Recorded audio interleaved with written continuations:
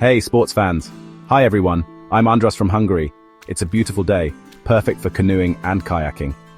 Pretty soon you'll see everyone out on the water training.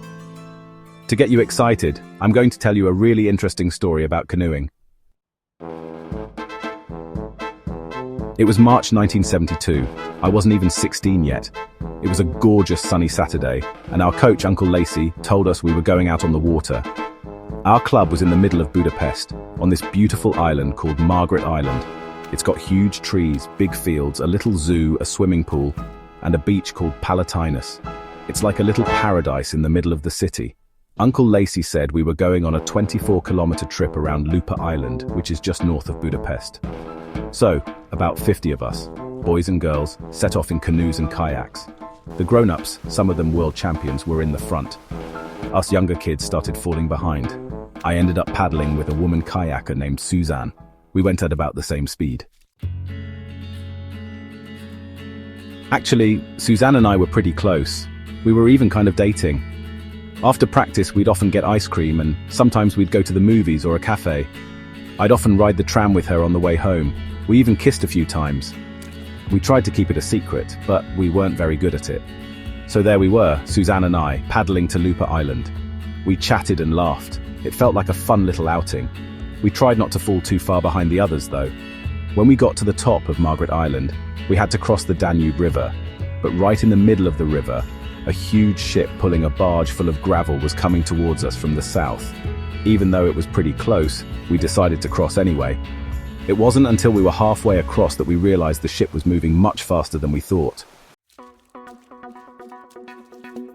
We paddled as hard as we could.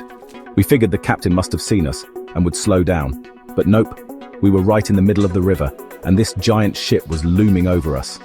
I managed to dodge it, but Suzanne was still behind me, only about 10 meters away from the ship. I couldn't just sit there and watch. I turned towards the ship and yelled at the top of my lungs, "Stop!" I swung my rudder around.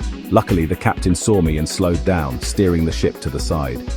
Suzanne must have been terrified because she just stopped paddling altogether and started drifting right towards the ship. "Suzanne, paddle!" I shouted even louder. Thankfully, she snapped out of it and paddled away from the ship. We kept going, but our hearts were racing. It took a few kilometers for us to completely calm down. When we got to the edge of Budapest, we noticed the south wind had picked up. At first, we were happy about it because we were going north, and the wind was pushing us along. It only took us about an hour and a half to get to Lupa Island. We went around the island and started heading back towards Budapest. Now we weren't so happy about the strong south wind. It was blowing against the current, creating huge waves. We stopped talking and laughing. We had to use all our energy just to stay upright. We were paddling side by side in the middle of the Danube when, just before Szentendre Island, disaster struck. My canoe flipped over and I fell into the river. The wind immediately swept my canoe away. I was a really good swimmer. During winter training at the pool, I was almost as fast as the professional swimmers. But this was different. The water was freezing cold, about 10 degrees Celsius, and the waves were almost half a meter high, crashing into my face. I was swallowing water. I knew I was in serious trouble. "Suzanne, help me!"